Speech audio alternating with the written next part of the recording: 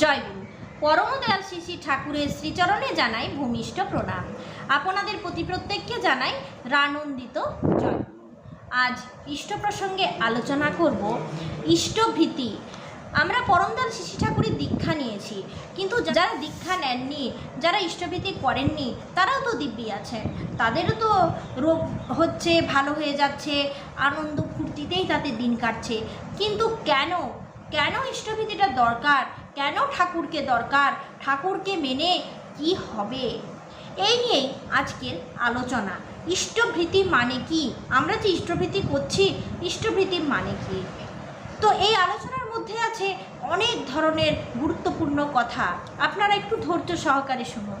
মানুষ যা কিছু দেখে শোনে, সবই সে তার আপনার বুদ্ধির মাপকাঠিতে রেখে বিচার করতে চায়।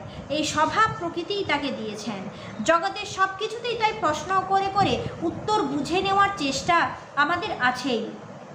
আর জীবনজোড়া সেই হাজার প্রশ্নের মেলায় একটি প্রশ্ন কিন্তু মাঝে মাঝেই ঘুরে ফিরে নানা চেহারা নিয়ে আমাদের সামনে এসে হাজির হয়। কখনো অন্যের জিজ্ঞাসায়, কখনো বা নিজের মনে। ইষ্টভীতি আমরা কেন করব? ইষ্টভীতি করব কেন তা বোঝার আগে ইষ্টভীতি ব্যাপারটা আসলে কি সেটা একটু বুঝে নেওয়া যাক। ইষ্টভীতি কথাটার মধ্যে দুটো শব্দ আছে, একটা হচ্ছে ইষ্ট আর একটা হচ্ছে ভীতি। ইষ্ট আর ভীতি, দেখা গেল ইষ্ট মানে যেটা কি, ইষ্ট মানে হচ্ছে মঙ্গল, আর ভীতি মানে হচ্ছে পূরণ করা, বাড়িয়ে তোলা। তাহলে যা আমাদের জীবনে মঙ্গলকে বাড়িয়ে তোলে, ইষ্টভীতি কিন্তু তাই।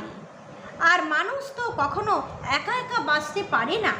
একজন মানুষকে ঘিরে তার ঘর, তার পাড়াপড়শি, তার সমাজ, সুখ, সব শুদ্ধ আরও অনেক মানুষের জীবন একসাথে মিলে এগিয়ে চলে। কাজেই একজনের মঙ্গল কিন্তু তার চারপাশের বহুজনের মঙ্গলকে সঙ্গে নিয়ে, কাউকে বাদ দিয়ে নয়। ইষ্টভীতি হলো সেই কর্ম যা আমাকে এমনও তো মঙ্গলের পথে নিয়ে চলে যে মঙ্গল আমার নিজের সাথে সাথে অন্যদের জীবনকে একইভাবে জুড়ে রাখে, ভরিয়ে তোলে। এখন প্রশ্ন জাগে যে মানুষ তো বুদ্ধিমান প্রাণী, কেবল বুদ্ধির জোরেই সে আজ জগতে সবার সেরা হয়ে উঠেছে। তাহলে সে নিশ্চয়ই জানে তার কিসে মঙ্গল হবে না হবে, আর সেই মতো সে চলেও নিশ্চয়ই। তাহলে তাকে আলাদা করে মঙ্গল অমঙ্গল বুঝতে গুরুর আশ্রয় কেন নিতে হবে? তার জন্য ইষ্টভীতি কেন করতে হবে?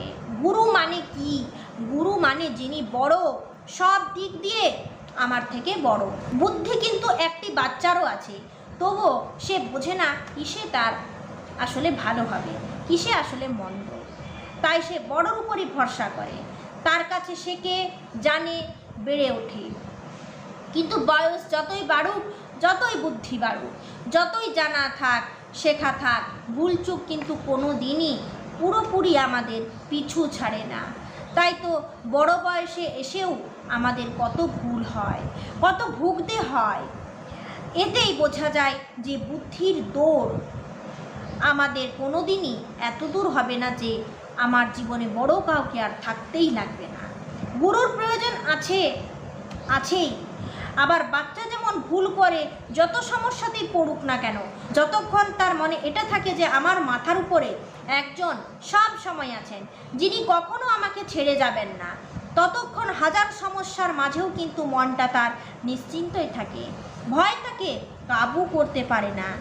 চলতে গিয়ে পড়ে গিয়েও সাহস নিয়ে, আশা নিয়ে সে আবার উঠে দাঁড়ায়, আবার এগিয়ে চলে।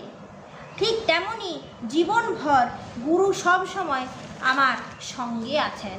এটা মনে জানলে মানুষ জীবনে সব ওঠাপড়ার মধ্যেও মনে মনে নিশ্চিন্ত নির্ভয় থাকতে পারবে। ঠিক ভুল শেখার ধারাটি তার সহজ হয়ে এগিয়ে চলে। সত্যিকার বুদ্ধিমান যে, সে তার গুরুর আশ্রয় খুঁজে নেয়। তাই গুরু যখন আমার জীবনের সব মঙ্গলের একমাত্র দিশা, তখন তাকে খুশি করে, তৃপ্ত করে চলার মধ্যেই যে আমার চারপাশের সবার মঙ্গল রয়েছে, এটা নিশ্চিত। গুরুর খুশির জন্য তাকে ভোগর্ঘ নিবেদন করার কথা চিরকালই আমরা ভারতবর্ষের মানুষের কাছে জেনে এসেছি, মেনে এসেছি। মুক্ত মনে ভালোবাসায় ভরা সেই দানে আসলে শিষ্য নিজেই বেড়ে ওঠে, নিজেই উন্নত হয়ে ওঠে। আমাদের দেশের ইতিহাস পুরাণে তার কত ছবি আমরা দেখতে পাই।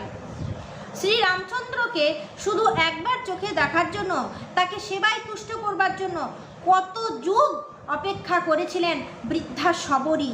ওই দুর্বল শরীর নিয়ে প্রতিদিন তিনি নিজের হাতে ঘর দুয়ার নিখুঁতভাবে পরিষ্কার করতেন, নদী থেকে জল বয়ে এনে রাখতেন, গাছ থেকে একটি একটি ফল পেড়ে নিজে পরখ করে তুলে রাখতেন, এই আশায় যদি আজ প্রভু এসে উপস্থিত হন।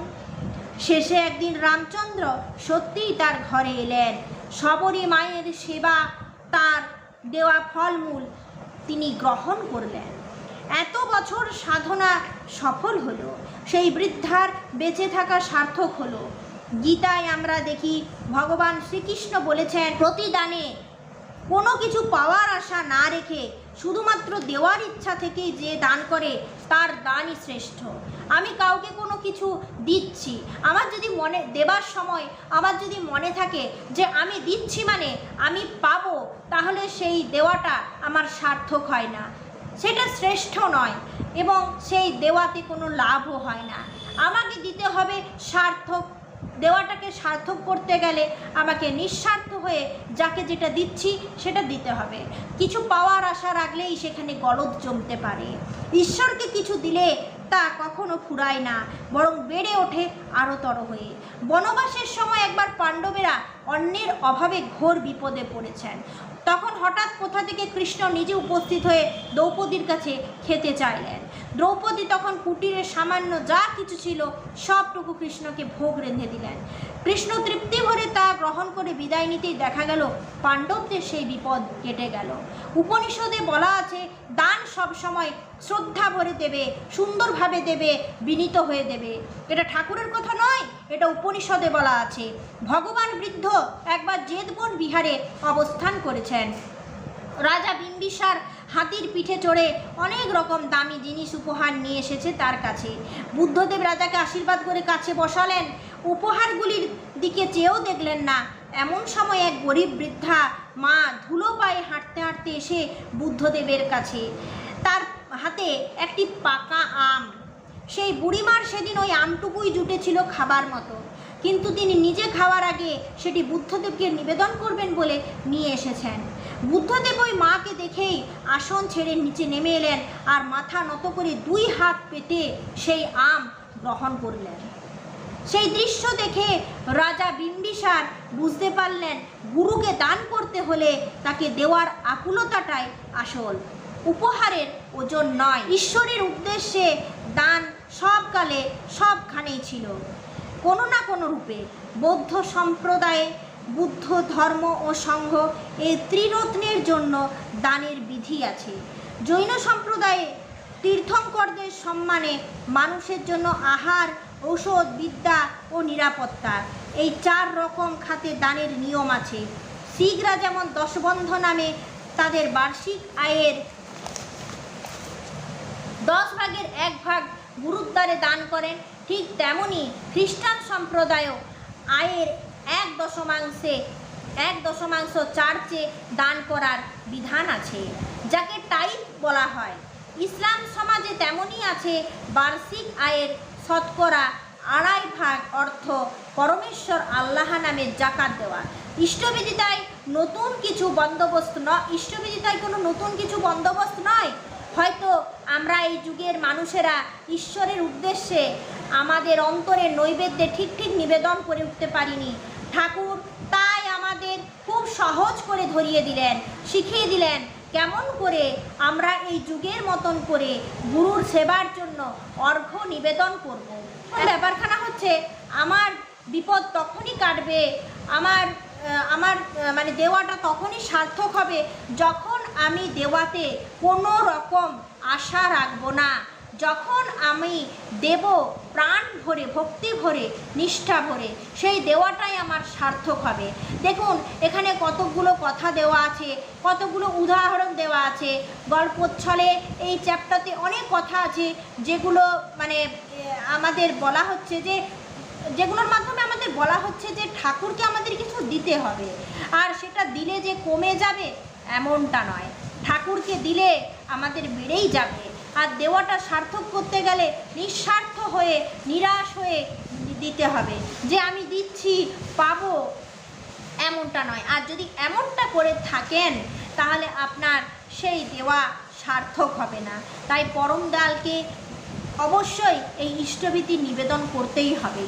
ইষ্টভীতি এইভাবে নিবেদন করলে আমাদের জীবনে অনেকখানি বিপদ কেটে যাবে। তাই কাউকে কিছু দিতে হলে আমাদেরকে এইভাবে দিতে হবে। আজ ইষ্ট প্রসঙ্গ এই পর্যন্ত। আপনারা সকলে ভালো থাকুন, সুস্থ থাকুন। জয় গুরু।